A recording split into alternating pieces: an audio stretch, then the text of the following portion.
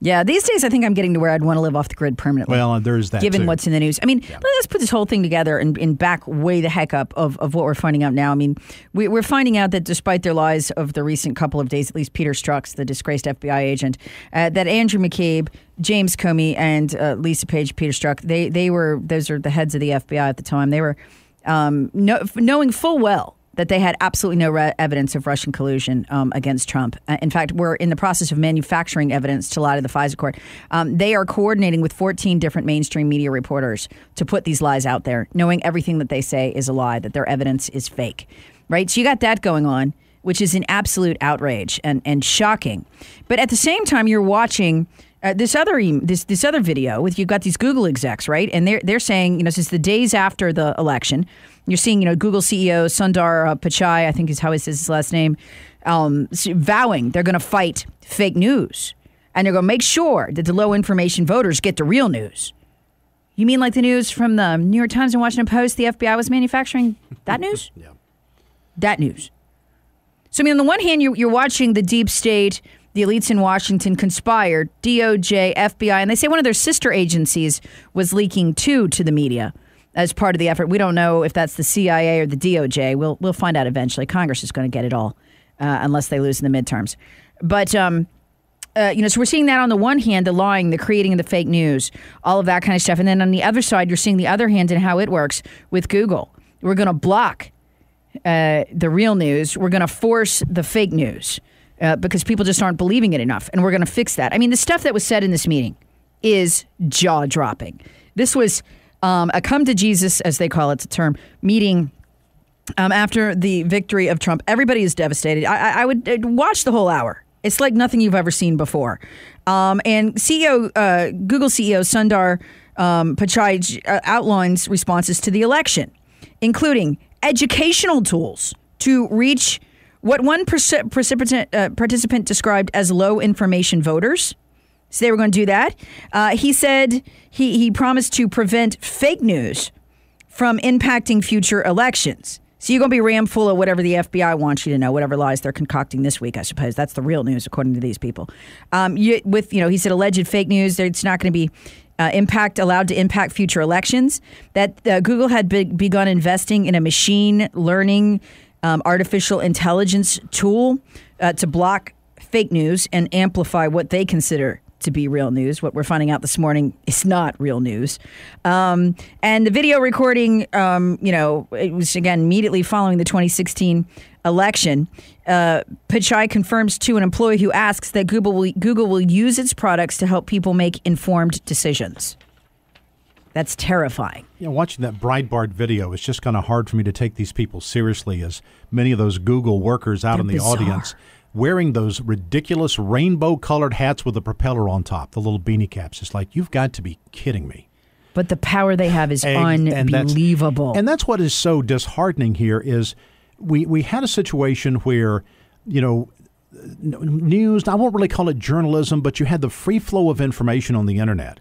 All of it. I want all of it. Exactly. And you had varying opinions, varying perspectives. It was awesome. A diversity of opinion. Yep. And yet now we have got these tech giants who are trying to throttle certain opinions that they personally don't agree with. And as I keep saying here, what we have now is censorship, not by the government, but by the corporate cronies of the government.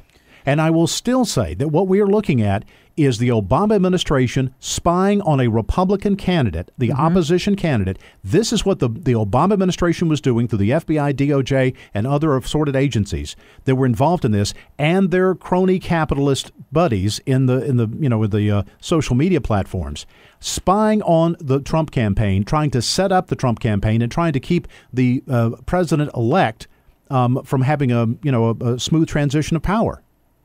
This is what's going on. Nobody wants to say that. I'll be the idiot that'll go out there first and say that. The Obama administration was spying on the Republican candidate. That's what was going on, and manipulating the news about him.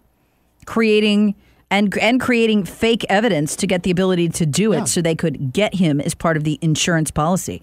Meanwhile, over at Google, they're talking about that they want to take in this meeting. They want hyper local efforts to bring Google tools and services to the grassroots. They're going to invest in the grassroots with educational products, about the news, to reach segments of the population they are not currently fully reaching. Let me explain that. Those are Trump voters, likely white Trump voters who are blue collar workers. They voted wrong, so they're going to fix it. They're going to educate them.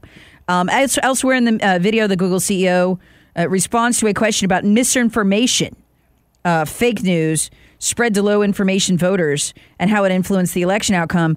And the Google CEO promises more investments in Google machine learning and artificial intelligence to combat that. So instead of marching you off to the re-education camps, they'll just bring the re-education camp to you. It's awesome how you said that, too. You could be the voice guy for the re-education camp. I don't want anything to do with that. Welcome to the re-education camp. You're going to love your stay here. Here is your rainbow-colored beanie. Yeah, exactly. Wear it at all times with spinning propeller on top. Yes. No, you know what this is? And again, I'm still hearing conservatives say, what's our right turns to market? No, okay. Let's go back 30 years, okay? And I was poor, okay? I wasn't even 30 years ago. I was still a kid. Let's go back not even 25 years, okay? So, let's go back 30 minutes ago. I was poor. Yes, exactly. And what would we do? You could get the newspaper delivered to your house, right? But I couldn't afford to pay for that. So I would go buy the paper individually each day. Right. They had all the boxes of papers, right? And, we had two conservative papers actually in Charlotte, and we had the Daily and all of that. Now, suppose I pulled my car up to the curb, went to get out. I could see the box there.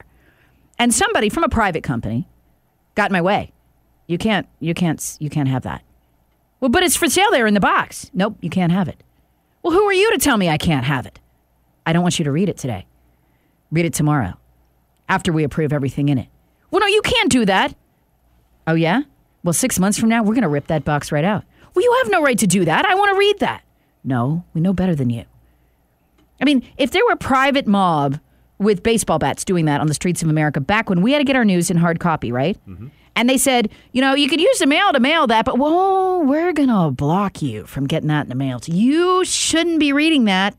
People would be outraged. That's what Google is doing. Because the news isn't in a box anymore. And they control the 12 steps from my car on that curb where I always picked it up. You weren't allowed to park there, so I had to run real fast, to the box and then run back. So I had my change already when I did it, to get the two papers I wanted or the one paper I wanted. And there's a thug right there with a baseball bat. Well, we would have gotten rid of that thug. We'd have thrown him in prison. That's what they're doing. And people are saying, oh, capitalism, they ought to be able to block you. No, they shouldn't. No, they shouldn't. They need to be a neutral forum, or they need to have the same risks we do every time we come on the air here, which is to be sued for libel and slander. Congress gave them that neutral forum designation with the trust that they would allow all voices of an opinion on. I mean, short of, crime or whatever. I mean, you can't sell children on the internet, but you know what I mean? But short of that. And they have violated that trust. That is what has happened. Meanwhile, wait till you hear the extent of the messing around with the coming election by Facebook and Twitter. It gets worse every day. Now they are actively attempting to stop those who are criticizing the Democrat Party from meeting in public. Texter writes, what's the difference between Google deciding what to publish and then editors of a newspaper deciding what to publish? Oh, huge. The editors of the Greenville News cannot block you from seeing the competition. Google now can. We've never had anything like this before.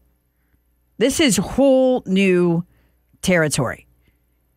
And again, it would have been almost impossible to do before. You would have had to rip the newspaper box out of the ground. Remember all those newspaper boxes used to be all chained together in every city? You'd have had to rip the newspaper box out of the ground, block people from walking to it.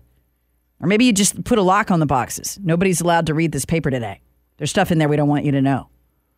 Well, that would have never been permitted in our country. But it's going on right now. I mean, that used to be Democrat. There were lawsuits. In fact, there was one in Charlotte about the placement of those boxes. That those were city streets, and the city had to allow those boxes on the street. You could not say, okay, we're going to choose these 5 publications. Charlotte tried to do this at one time. And everybody else is going to have to go away. And their argument was, well, it's just unsightly for tourists. They lost. And they had to put them all out there. And it did look bad. But I mean, at one point, they got up to like 25 boxes in every cluster because there was so many people who wanted to put their stuff out, including us. So we've never had that before. We've literally had a power blocking access to stuff. And like Lee said, going into this last election, we had one of the richest, most vibrant debates going on in America we've ever had. You go to Breitbart. If you didn't believe what they said, you could go fact check it over the Washington Post. You could fact check the Washington Post at Snopes. You could fact check who's funding Snopes. Google doesn't want that. All kinds of new artificial intelligence tools, they said, they were going to start blocking what they consider to be fake news, which we now know is not fake news. It's the real news that's fake. We just learned that with the FBI in the text. I mean, they're going back and forth with 14 reporters. They're lying about Russia collusion. They're planting fake stories. And you got Google on the other hand going, we're gonna make sure that you are forced to see these stories when you come on to look for the news. And we're going to block what we consider to be fake news, except they've got it backward. Texter writes, I'm moving away from Google to DuckDuckGo as my browser. Yeah, well, that doesn't solve the problem. It doesn't solve the problem. We have to have access to that big island in every city of newspaper boxes. We have to have access to it. In this case, there's people who've never had a newspaper box. It's blogs. It's websites. Some private company with some whack jobs wearing a bunch of beanies does not get to decide what you read and what you don't.